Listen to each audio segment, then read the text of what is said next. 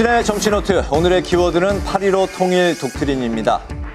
윤석열 대통령이 어제 열린 제79주년 광복절 경축식에서 통일 대한민국을 위한 비전과 추진 전략을 선언했습니다. 그러면서 자유통일을 위한 세 가지의 과제를 제시했는데요. 첫째, 우리 국민의 자유가치관과 역량 배양. 둘째, 북한 주민의 통일에 대한 열망 촉진. 셋째, 국제사회와의 연대 및 대한민국에 대한 국제적 지지 확보입니다. 대통령실은 이를 8.15 통일 독트린이라고 명명했는데요. 독트린이란 원래 종교의 교리나 교의를 뜻하는 말이지만 정치에서는 다른 나라와의 협상이 아니라 자국의 외교 방침을 일방적으로 선언하는 의미가 강합니다.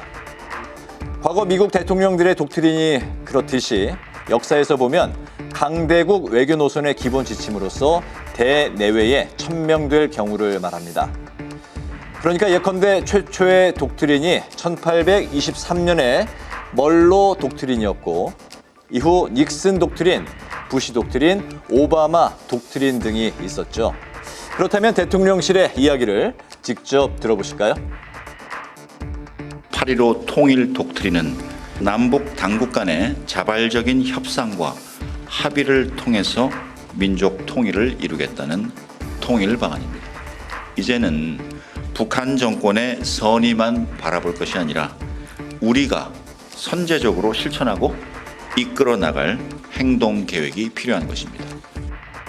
윤 대통령은 이를 위해서 무엇이든 논의할 수 있는 남북실무협의체 구성을 제안하고 국제사회 지지를 위한 국제 한반도 포럼 창설의 필요성도 역설했습니다.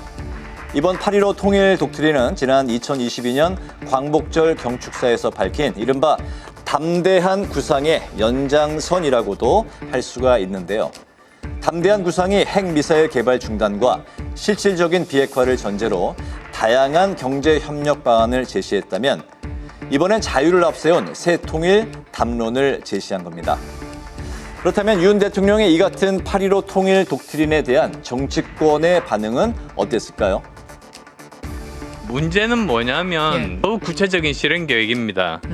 북한 주민들을 자유로운 그런 상황에 좀 더 이제 열심히 이렇게 모이게 한다든지 국제적인 지지를 확보한다든지 그건 우리가 가야 될 궁극적인 것인데 거기 가는 것이 굉장히 어렵습니다. 어렵죠. 북한에 어느 정도 동의를 얻으면서 이렇게 진행했으면 좋겠습니다.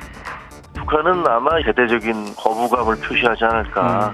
북한이 핵을 가지고 있고 그 무력을 강화하고 있는 상황에서 이것이 어떻게 해결책이 될 수 있는 방안이 있을까는 저는 좀 회의적입니다.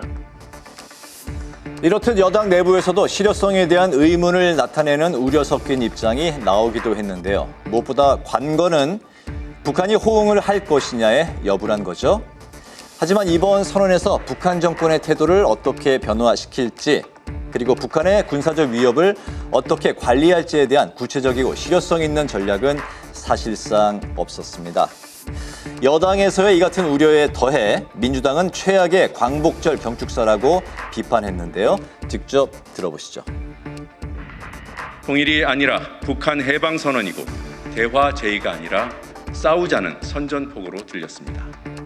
스스로 보여주기식 정치 이벤트가 아니라고 했지만 결국 흡수 통일을 주장하는 것은 한줌 극우 세력 규합용으로밖에 보이지 않습니다.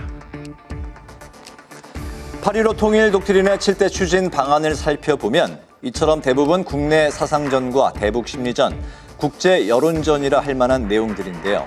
결국 흡수 통일 정책과 다를 바 없다는 평가 역시 나오고 있는 이유이기도 합니다.